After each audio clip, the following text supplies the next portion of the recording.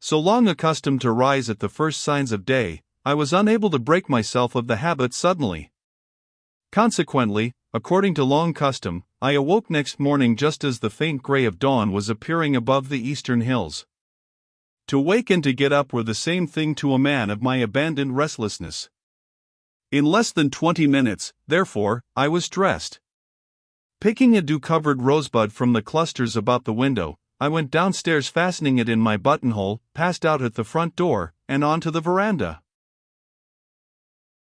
Taking the opposite direction from that in which Tiki had retired for the night, I found my way round the veranda to the back corner of the house, where, beneath heavy festoons of flowering vines, some wooden steps led down into a well-planned wilderness of a garden. There I roamed beneath the trees in the dim light and strange hush of early dawn. The faint twittering of 1,000 birds came from the tall native trees that walled the place in from the outer world.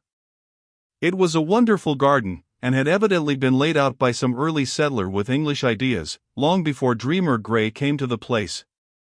There were well-worn paths between umbrageous native matapo, titoki, and ngeo, and leaf-strewn sward beneath isolated fruit trees, which were quite 40 years old. Wandering about in this old-world garden, with now a glimpse of the rosy sky between the wall of native trees, and now the taste of a plum or cherry that hung low on the dewy branch, I came at length upon a curious grove of hazels planted in short rows, at right angles to a hawthorn hedge in such a way as to form a suite of 5 or 6 rustic rooms, roofed above by the arching boughs of the nut trees, walled in behind by the hedge, and screened from the rest of the garden in front by the drooping foliage of some branches trained for the purpose. I saw all this in a first glance through the leafy screen of one of them, for the now crimson sky beyond, showing through a gap in the tall native trees and flooding in over the hedge, suffused the interior with a dreamy light. When I had pushed my way in, I found that this garden retreat showed signs of occupation. There was a hammock slung across it from the stoutest stems of the hazels. A small table stood against one wall of stems, a rough seat against the other. An easel and pallet reclined against the hedge, which was almost covered with the profuse pink bloom of geraniums, and, on the floor, carpeted with last year's leaves and nuts, stood a cushioned wicker chair. The dry nuts cracked beneath my heavy boots as I walked towards the hammock and picked up a book that lay there on a cushion. It was a well-worn volume of Shelley's poems, and on the flyleaf was written, "Crystal Gray, her book." I put it down and glanced round the quaint place again, murmuring to myself, "Crystal Gray, her studio." It seemed a place of dreams, and it suited my mood, so I placed the wicker chair against the hedge, and sat down to watch the delicate hues which were beginning to glorify the screen of leaves that shut me off from the garden. As the sun showed signs of his rising behind me, these leaves, catching the flush, stood out against the shadows beyond. They changed from dark green to light, then glistened into a pale yellow. Finally, as the sun's first ray struck through the pink geraniums on the hedge, they were glorified with delicate rosy hues, and all the place was suffused with the fresh dewy pink of early dawn. How beautiful it was, that glorious sunlight glistening on the silk pattern of the cushion in the hammock, touching the stems of the hazels with light and shadow, and striking the leaf-strewn ground with a deep russet as it fell even to the foot of the leafy screen, all fresh and dewy through the sparkling air. I awoke from my dream at some sound that reached my ears. It was a footfall on the grass outside. It drew near. I heard the rustle of a skirt. In another moment the sunlit leaves about the entrance were drawn aside, and a girl entered. The boughs swung to behind her, and she stood in the sun ray, still holding one branch with her hand, while she regarded me for a moment with hesitation. I said a girl, but my first impression of Crystal Gray was that she was something between a proud goddess and a sweet angel, the former aspect slumbering in her coal-black eyes and wavy black hair, the latter wide awake upon her lovely face and perfect form, clad, as all angels are, in white. The mysterious eyes of deep night, and the hair of deeper night contrasted strangely with the innocent wistfulness of the rest of the face. If the eyes were those of some severe sage, made young again by a draught of his wondrous elixir, the sweet girlish lips looked as if they had kissed the early morning dew from a ripe peach and carried away the freshness of it. I rose from my wicker chair and stood facing her, with the hammock between us. I was too dazzled by this sudden apparition of girlish beauty, beyond my power to describe, to stammer out a single word, and, while I was trying to begin an apology for my rough appearance in her garden sanctum, she spoke first. "Are you the stranger that brought the good news?" she asked, as she let go the branch and advanced a step towards me. "I am," I replied, "but that hardly excuses my trespassing here perhaps." IMG 165.jpg. She seated herself sideways on the hammock, while I resumed my wicker chair, and told again the story which I had narrated to her father. She extended her fair, white hand, and, as I took it in my rough brown one, looking into her eyes the while, a combination of feelings took possession of me. I can only liken it to the laying of the foundation stone of a love which would mount upwards for ever and ever, like a crystal staircase leading to the far-off heaven of her soul. Her sweet lips moved, then trembled, but no words came. Only her eyes spoke unfathomable things, as they burned with feelings, tender and mysterious. Only a sigh escaped her as she turned her head away. "What is it affects you so in the news I bring?" I asked. "My mother," she replied. "Is she still living? Do you think we can find her?" "Oh. Tell me the story of your adventures again, perhaps there was something my father left out." She seated herself sideways on the hammock, while I resumed my wicker chair, and told again the story which I had narrated to her father the night before.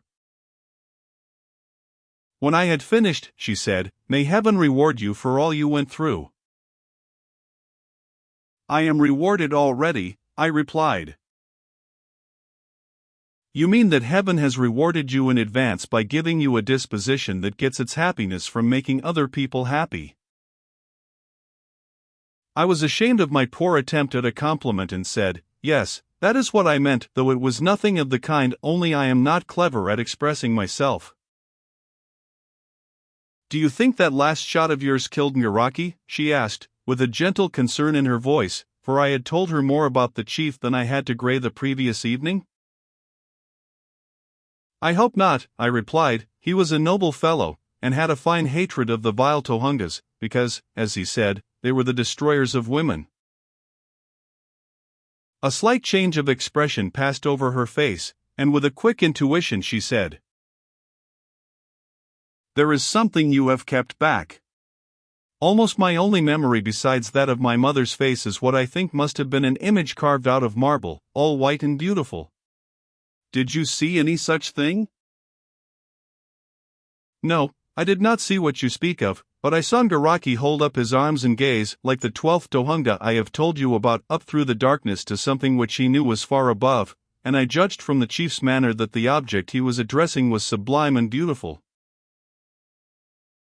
There was a silence, during which Crystal was evidently engaged in trying to recall more of this earliest memory, while I was considering whether, if I spoke of Kahekadia's experience, I should be breaking my promise to Te-Makawawa.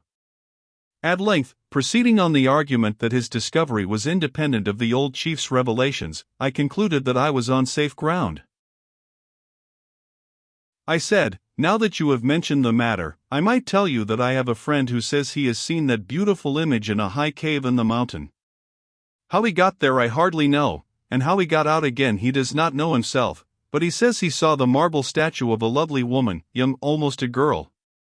She was standing near the mouth of the cave with her arms outstretched, as if to some vision in the western sky, and on her face was stamped a divine and radiant beauty, while her form, still and cold, yet full of motion, seemed ready to spring to life at a touch. The prayers of all women who lift their eyes unto the hills were upon her lips. The sightless eyes derived their lovelight from the longing expressed by the whole figure yearning forward to some glorious future of our race when—" I paused, for while I had been speaking Crystal's hands had clasped themselves together in her lap, a rapt look had come to her eyes, and my thoughts wandered from the statue. However beautiful, however dazzling it might be, it could not be more so than this girl before me. Therefore, as I said, my thoughts wandered from the statue. I paused and she, with a start, turned her eyes upon me with looks of serious wonder.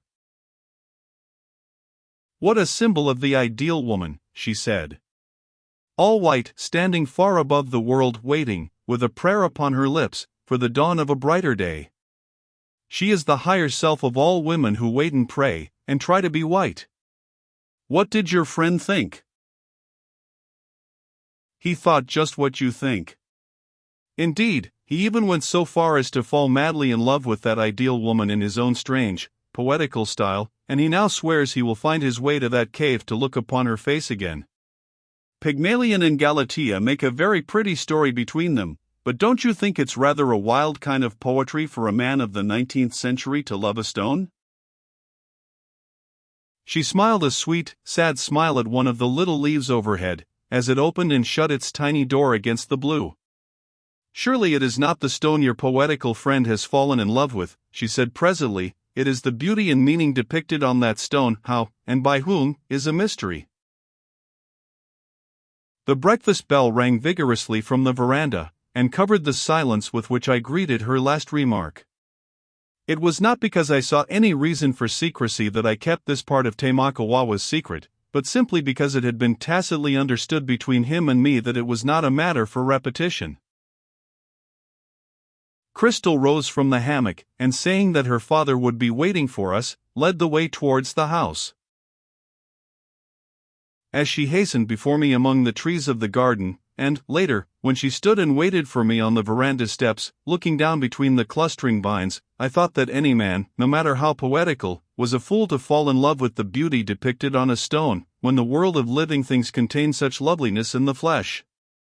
Truly it was as Kahakatea had said. The woman who had conceived the image of Hinori and reproduced it upon the stone could not have borne an unlovely child. Yet to say that Crystal Gray was not unlovely would be a very inadequate description. More positive statements than that would have fallen from lips more matter-of-fact than mine. If eyes were made for seeing, then Crystal Gray had her own excuse for being, as someone somewhere sings, but if words were made for description, the subtle charm of this child of dreams could find no vehicle but music.